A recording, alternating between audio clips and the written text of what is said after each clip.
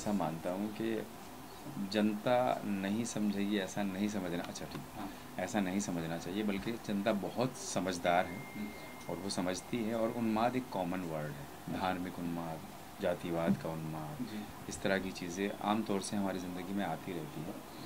और जहाँ तक विषय का सवाल है, हालांकि मैं ये नहीं कहूँगा कि 4 साल से, बल्कि पिछले 70 साल से जो अंग्रेज़ एक बीज बो के गए थे हम लोगों के बीच में, कि धर्म के नाम पर लोगों को किस तरह से बरगला के पोलराइज करके सत्ता को अगर हथियाना है तो उन्हें बांट के रखना है। आई थिंक वही सबक हम हिंदुस्तानियों ने भी सीख लिया है राजनीति में।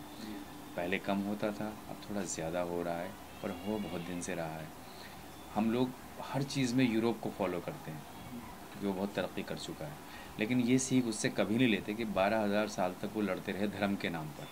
अब उन्हें अकल आ गई, थोड़ा साइंस को उन्होंने अपनाया है, लेकिन हम हिंदुस्तानी अभी भी नहीं समझ पा रहे। हमारे मसले रोज़ी रोटी, कपड़ा, मकान, ये सब हैं, है ना, एजुकेशन है, सिस्टम कैसे और इम्प्रूव हो सकता है वो है।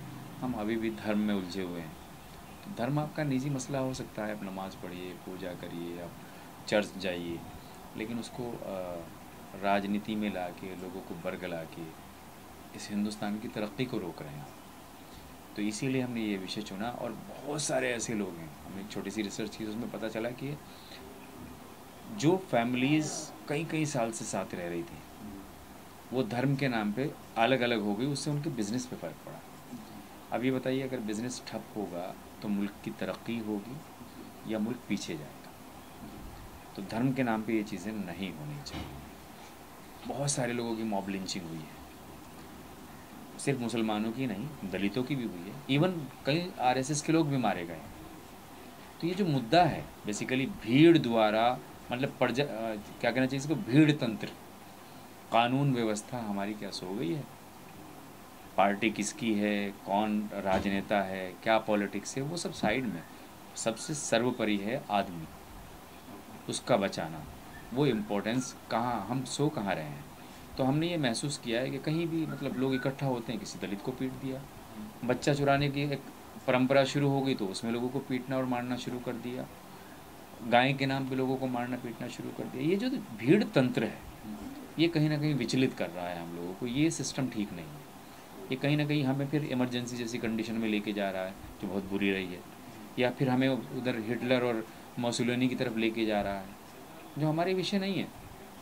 तो हमें सचेत तो होना पड़ेगा। यहाँ पे बहुत ही खूबसूरत कॉन्स्टिट्यूशन ऑफ इंडिया है, कानून व्यवस्था है, उसको लागू करना पड़ेगा। हम कहीं चूक कर रहे हैं शायद, तो वो उससे बाहर निकलना पड़ेगा, उस पॉलिटिकल इन्फ्लुएंस से बाहर आके सीधे सीधे ड्यूटीज़ को समझना पड़ेगा। और वो हर आदमी की जिम्मेदारी है, पब्लिक की भी है, गवर्नमेंट की भी है, जो पढ़े लिखा तबका है, इंटेलेक्चुअल तबका है, उसकी भी है।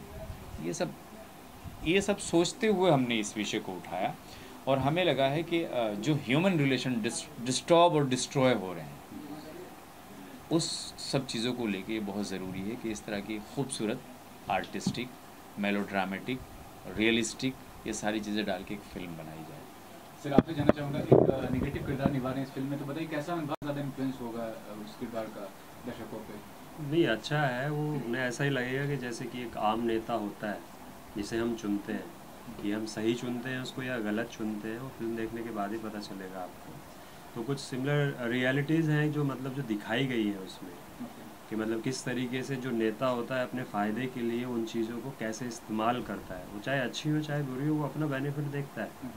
आम आदमी से उसे कुछ लेना देना नहीं है कि आम आदमी का घर कैसे चल रहा है, क्या चल रहा है, वो किन परिस्थितियों में जीता है, मरता है, उसे अपना बेनिफिट देखना है। और इस किरदार के लिए मैंने 11 किलो वज़न बढ़ाया था, बाल भी काटे थे, तो मेहनत तो करी थी। सर ने बहुत हेल्प की, अभी सर ने ही डायरेक्ट किया है, यही सब था। आदित्य, आपसे जानना चाहूँगा पहले तो निर्माण करने का, और किस तरह की चुनौती आपको रही इस फिल्म? काफ़ी मुश्किल था। सर ने जब डिस्कस की थी स्टोरी कैसे हम चाह रहे कुछ करना, तो अच्छा लगा था मुझे कि नहीं, कुछ तो करना चाहिए, कुछ इंस्पायरिंग है, लोगों के पास जाएगी तो अच्छी लगेगी, लोग कुछ तो इंस्पायर होंगे कि हाँ नहीं ये रियल है, ये होता है। तो हमने बोला कि चलो बनाते हैं, कुछ करते हैं, लोगों तक कोशिश करेंगे कि जाए अच्छे से, लोग समझे, ताकि ये जो चल रहा है माहौल, इससे निकल के कुछ साइड हो, कुछ निकल के बाहर आए। तो ये सब तो आपके बारे में जानना चाहूँगा, मतलब क्या फिल्म निर्माण के क्षेत्र में पहली बार आपने मतलब जी ये हमारी पहली प्रोडक्शन से पहले कुछ और आपके कोशिश बैकग्राउंड के है। बारे में जानना चाहूँगा कि क्या करते थे इससे पहले, क्या और किस चीज़ में आपका अनुभव है? एज ए आर्टिस्ट मैं भी कुछ एल्बम्स वगैरह किया। ओके। हाँ, और मुंबई में जो सब सपने लेके आते हैं वो भी हमारे थे। तो इस फिल्म में अभिनय करने का आपको मौका अम, मिला कि नहीं? अभी मौका नहीं मिला, हाँ। कोशिश करेंगे कि आगे हमें मिले, साइज सर हैं तो मिल जाएगी।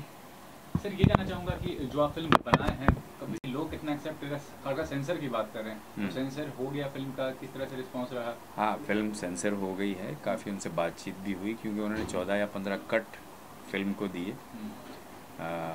बातचीत भी की। कुछ तो ऐसी बेतुकी चीज़ें हैं जो पता नहीं, आई मीन शायद वो ज़्यादा समझदार हैं इसलिए वो चीज़ें। अब देखिए जैसे यूपी का बैकग्राउंड है और यूपी के बैकग्राउंड में अगर कोई पिछवाड़े को पिछवाड़ा नहीं बोलेगा तो बताइए क्या बोलेगा। ये मैंने उनसे कहा भी। और दूसरी वो एक नई चीज़ पहले से ही होती आ रही है, कहते हैं हर जहाँ जहाँ आपको लगता है यहाँ म्यूट करना है, पूरी फिल्म चल रही है, आप एक वर्ड म्यूट कर दो, अगर आदमी का जहन नहीं भी जाता तो भी एम्फेसाइज करके उस पर जाता है कि यहाँ कुछ हुआ है। यानी आप सेंसर कर रहे हैं या आप और बढ़ावा दे रहे हैं उन चीज़ों को। और दूसरी सबसे अहम बात, सेंसर कुछ होता नहीं है। आप फिल्मों को सर्टिफाइड करिए, सीधे सीधे ए देना है, बी देना है, सी देना है, जो भी आपको लगता है देखने के बाद में उससे काटने फाट, मतलब एडिटर मत बनिए ना। ये उनको सोचना चाहिए। किसी की क्रिएटिविटी पे आप कैंची लेके बैठ गए, और क्योंकि नए लोग हैं या फ्रेशर हैं तो आप हठधर्मी, मतलब बाबूगिरी शुरू हो जाती है। बड़ी दिक्कत है ये। और सबसे बड़ी बात है, आदित्य जी इतने यंग ब्लड हैं, उनका आपका मतलब किस तरह का तालमेल रहा है? एज अ प्रोड्यूसर डायरेक्टर आप लोग का तालमेल बताइए, क्योंकि वो आपकी तारीफ कर रहे हैं कि आपने उनको नहीं बहुत अच्छा था, क्योंकि हम लोगों ने ये सबसे पहले ये डिसाइड किया था कि हम कोई भी फिल्म करेंगे तो वो ऐसी हो कि कहीं ना कहीं जो रियल लाइफ है उसको टच करे। और क्योंकि आदित्य का खुद इस तरह का टेस्ट है और हमारा है तो वो मिल गया। हमने कहानी जब सुनाई सबको, बल्कि हुआ तो ये भी है क्योंकि टॉपिक थोड़ा सेंसिटिव है, थोड़ा नहीं बल्कि मैं कहूँगा पूरा सेंसिटिव है। अब मॉब लिंचिंग जैसा इशू आप उठाएंगे तो आप सोचिए कितना ट्रोल होंगे आप, और क्या क्या होगा। और सोशल मीडिया को तो कैप्चर कर रखा है पॉलिटिकल पार्टीज़ ने, उसमें सब शामिल है। तो ऐसे इशू को उठाते हुए डर तो लगा मुझे, नहीं लोगों को जो मेरे साथ में थे। बहुत सारे लोगों को कहानी सुनाई तो आधे से ज़्यादा लोग तो कहते हैं ये इशू, ये फिल्म मत बनाओ। मतलब आप दिए हैं, ऑफर किए हैं फिल्म में, क्या कहना चाहिए, कितना जस्टिस कर पाया उस रोल को, और क्यों, मतलब वजह क्या थी उनके एक्टिंग स्किल्स के वजह से? नहीं, हम और अमित बहुत पहले से काम कर रहे थे तो हमें अंदाज़ा है उनकी क्षमता का और बहुत सारे लोगों की क्षमता का। तो हम लोगों ने डेलिब्रेटली उन्हीं लोगों को चुना है जो कैरेक्टर में फिट थे, जो बेहतर कर सकते हैं, और वो अमित जी ने किया। बहुत शानदार किरदार किया। फिल्म देखेंगे तो आप तारीफ़ किए बगैर नहीं रहेंगे। बहुत ही अच्छा काम किया है।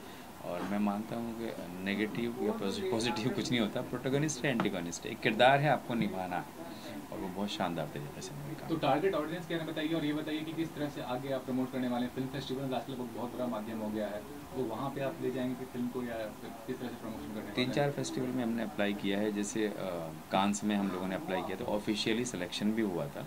उसके बाद फिर जो फाइनल उनका सिलेक्शन होता है उसमें हमारी फिल्म नहीं आई शायद, तो सेपरेट स्क्रीनिंग करने के लिए वो कह रहे थे, वो हमने किए नहीं। हाँ, अभी टोरंटो और ये सेंडेंस में भी भेजा है, वहाँ के अभी प्रोसेस में है वो।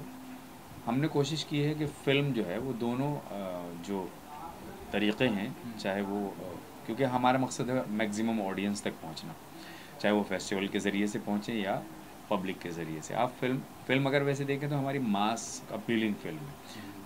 टॉपिक देख के ऐसा लगता है कि एक बहुत ही पढ़े लिखे या इंटेलेक्चुअल तबके की फ़िल्म होगी, अलग तरह की है, लेकिन उसमें कॉमन आदमी के लिए, क्योंकि कॉमन आदमी की कहानी है, और कॉमन आदमी की कहानी है तो वो कहीं ना कहीं टच करती है, इमोशंस टच करते हैं बहुत सारे।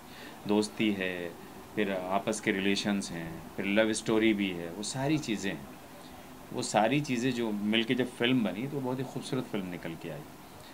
और अमित जी हैं इस फिल्म के, ऐसे इसके अलावा कौन ऐसे अभिनेता या अभिनेत्री जो कोई जाना पहचाना चेहरा है इस फिल्म में, या कौन है? कास्ट के बारे में बताइए भी कौन है इस फिल्म में? एज सिनेमा तो शायद वेल नोन फेसेस नहीं है, क्योंकि अमित जी ने तो पहले भी 1-2 फिल्में कर रखी हैं। एक इम्तियाज़ हैं, उन्होंने तो यशराज की बहुत सारी फिल्में की हैं। हाँ, इम्तियाज़ अहमद एनएसजी से हैं, जान प्रकाश हैं, नीरज गिरी हैं, निकिता विजयवर्गीय हैं, ज्योति पाटिल हैं, मोनिशा मंडल, मैक्सिमम तो ऐसे लोग हैं इस फिल्म में जो थिएटर बैकग्राउंड के हैं, बल्कि सभी थिएटर बैकग्राउंड के हैं। कुछ सहारनपुर क्योंकि हमने शूट किया है, वहाँ के बहुत सारे आर्टिस्ट लिए हैं, राजस्थान के बहुत सारे आर्टिस्ट हैं, बिहार के बहुत सारे आर्टिस्ट हैं। मतलब अगर मैं कहूँ कि कल्चरल जो समावेश होता है वो अपनी फिल्म में कंप्लीट है। तो हर जगह के लोग हैं, तो सभी थिएटर जो करने वाले लोग हैं उनको प्रेफरेंस ज़्यादा दिया है हमने, क्योंकि हमारी फिल्म जो है ना वो कैरेक्टर बेस्ड थी। हाँ, उसमें हीरो विलन वाली कहानी नहीं है, बल्कि वो रियलिज्म वाली कहानी है, रियल किरदार है।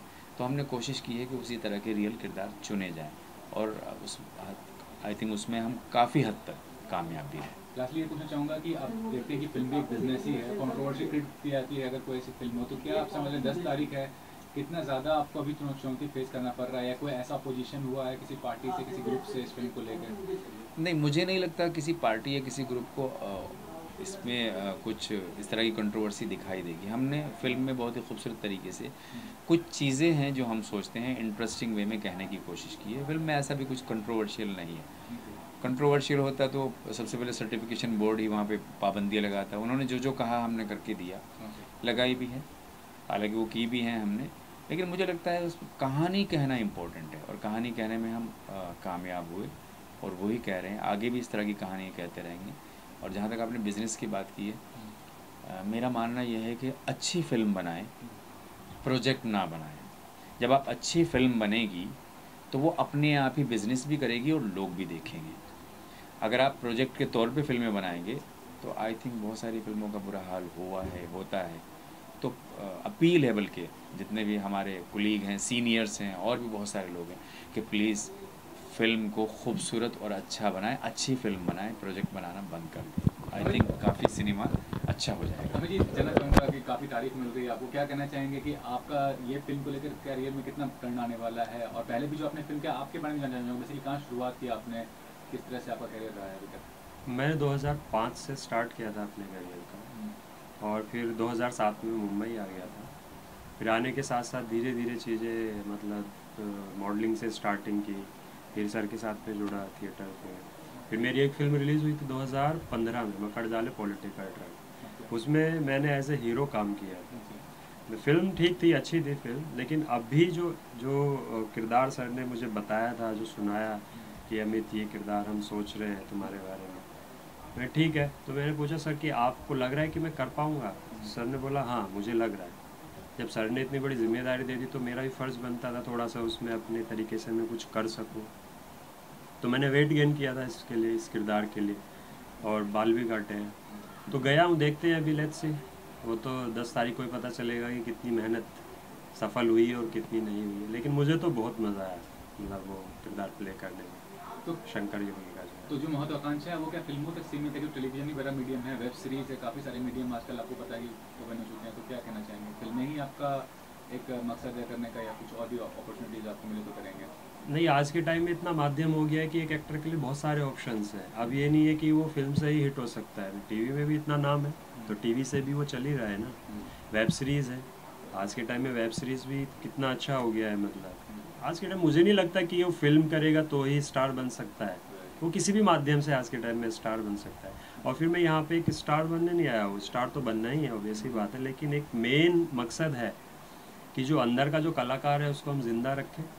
जो हम सोच रहे हैं, जो किरदार हमें मिलता है, चाहे छोटा है चाहे बड़ा है, हम उसके साथ में ईमानदारी रखें। अगर वो ईमानदारी रख लेते हैं तो हमारे अंदर का कलाकार जिंदा रहेगा, अदरवाइज तो फिर तो और स्क्रीन पे सब नज़र आ जाता है। इस प्रोजेक्ट आपको स्क्रिप्ट पढ़ रहे हैं या अभी वर्किंग हो? नहीं, एक फिल्म और है, ये है पैरानॉर्मल इश्क, वो आई थिंक इस साल वापस से रिलीज़ हो जाएगी शायद, आई थिंक एंड तक रिलीज़ होने के चांसेस हैं उसके, डेट अभी फाइनल नहीं है उसकी। हाँ, हम पिछले तकरीबन 5 साल से लगातार थिएटर कर रहे हैं, कबीरा ग्रुप से और दूसरे साथियों के साथ भी, और एक लंबी फहरिस्त है जो आर्टिस्ट आते हैं यहाँ पे, तो उन्हें एक स्पेस चाहिए।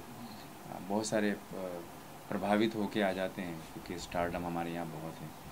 तो क्या हो सकता था, ज़बान, अंदाज़, चीज़ें वो कैसे सिखा सकते हैं, वो हम कर रहे थे। फिर हमने महसूस किया यार कहानी है तो हम लोगों के पास भी, और क्योंकि मैं फ़िल्म पढ़ के आया था जामिया से, मास कम्युनिकेशन मैंने किया है, तो वो फिल्म ओरिएंटेड है, तो थोड़ी समझ फिल्मों की वहाँ से आई, तरह तरह का सिनेमा देखा, और फिर ये थिएटर क्योंकि लगातार मैं बचपन से कर रहा हूँ और यहाँ भी अभी भी जारी है। फिर सब दोस्तों ने मिलकर कहा कि चलो फिल्म बनाते हैं। अब फिल्म बनाते हैं लेकिन फिल्म बनाने के लिए तो पैसा चाहिए, वो हमारे पास नहीं था।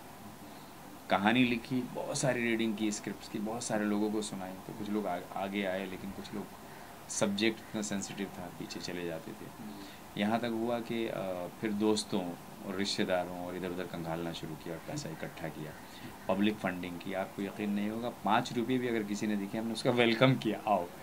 क्योंकि जिस तरह से ग्राउंड रियलिटीज़ और ग्राउंड लेवल पे हम लोगों ने फिल्म बनाई है, बहुत मुश्किल काम है। और आई थिंक हमसे पहले जो लोग काम कर गए, इंस्पिरेशन है उन लोगों की। क्योंकि मैंने कहीं किसी को कहते हुए सुना था कि अगर आज के दौर में आपको फिल्म बनानी है तो कौन रोक रहा है, मोबाइल भी आपके पास में, आप फिल्म बना लो। वो कहीं ना कहीं वो प्रक्रिया काम कर गई, यार ऐसा है तो चलो बनाते हैं। डर भी लगा बहुत फिल्म बनाते हुए। क्यों? पहले तो ये था कि ये स्क्रिप्ट सुन के लोग भाग जाते थे। फिर मुझे लगा यार, मैं पूछता था पकड़ पकड़ के, यार एक बात बताओ, कहानी अच्छी नहीं लगी क्या दिक्कत क्या है? कहने लगे कहानी तो अच्छी है और ये रिस्की है, सेंसिटिव है। तो फिर मुझे लगा ये ज़रूर बनानी चाहिए, एक बार रिस्क तो लेना चाहिए। फिर पैसे की समस्या, दोस्तों से इधर से उधर से इकट्ठा किया, कुछ लोग आए कुछ चले गए, कुछ लोगों ने वादा किया, फिर पता लगा हम लोगों ने अरेंज की कि बस सहारनपुर में शूट करेंगे, यूपी में, क्योंकि वहाँ का सब्जेक्ट है। पूरी टीम को लेके चले गए तो हमारे जो कैमरामैन और दूसरे लोग हैं वो बीमार पड़ गए या बीमार हो गए या सिचुएशन ऐसी थी क्योंकि पैसा नहीं था। वहाँ पूरी टीम इकट्ठी हो गई। फिर किस तरीके से दिल्ली से 2 लड़के जो मैं जानता था वो ऑलरेडी काम कर रहे थे, नसीम खान और नितिन, उन्हें बुलाया, उन्होंने कैमरा किया। हमारी जो टीम है बेसिकली थिएटर की, उसने मल्टीटास्क किया है। वो असिस्टेंट भी थे फिल्म में, वो कॉस्ट्यूम डिज़ाइनर भी रहे, कॉस्ट्यूम भी किया है उन्होंने, वो खाना भी खिला रहे थे एक दूसरे को, वो पानी भी पिला रहे थे, वो स्पॉट बॉय भी थे, वो एट ए टाइम एक्टर भी थे। आई थिंक ये टीम स्पिरिट जो है हमारी, वो फिल्म को बना के ले गई। तो मेरा तो यही कहना है कि अगर आप में हौसला है और टीम के मतलब आपके आसपास अच्छे लोग हैं और टीम आपकी अच्छी है तो फिर कोई रोक नहीं सकता आपको। तो ये कहना चाहूँगा कि आप ये प्रेरणा देना चाहते हैं कि इंडिपेंडेंट फिल्म मेकर कोई है जिसको बैकअप नहीं है कॉर्पोरेट से, या मान लीजिए जिसको बड़ा प्रोडक्शन हाउस करने एस्टैब्लिश नहीं है, तो उनके लिए फिल्म बनाना भी एक सपना नहीं है, हकीकत ही है। बिल्कुल बिल्कुल। और मैं किसी को दोष नहीं दूंगा, बड़े कॉर्पोरेट की अपनी मजबूरी हैं, अपना सिस्टम है, अपने तरीके हैं। जब जैसे जैसे आप बड़े होते जाते हैं वैसे वैसे आपकी जिम्मेदारियाँ भी बढ़ती जाती हैं, वो अपने हिसाब से काम कर रहे हैं। अब अगर वो 100 करोड़ की कोई फिल्म बनाएंगे तो जाहिर सी बात है उन्हें कोई तो ऐसा आदमी लेना पड़ेगा जो 100 करोड़ वापस आए, तो उनका अपना तरीका है।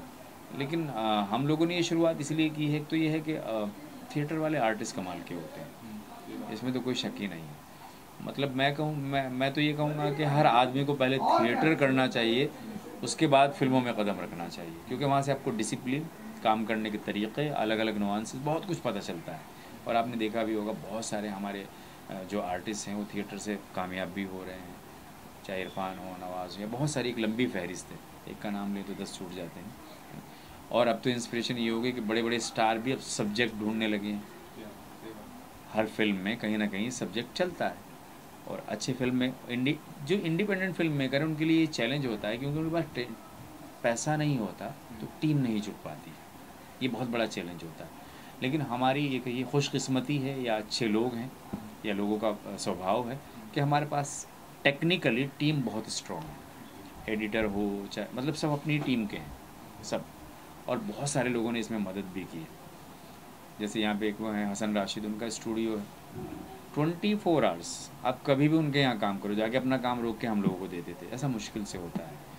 और भी बहुत सारे लोग हैं, बहुत मदद की है फिल्म बनाने में। तो इसका मतलब ये हुआ कि अगर आपने सोच लिया तो आपके पास अच्छे लोग हैं और टीम स्पिरिट है, तो आप फिल्म बना सकते हैं। फिल्म क्या कुछ भी कर सकते हैं।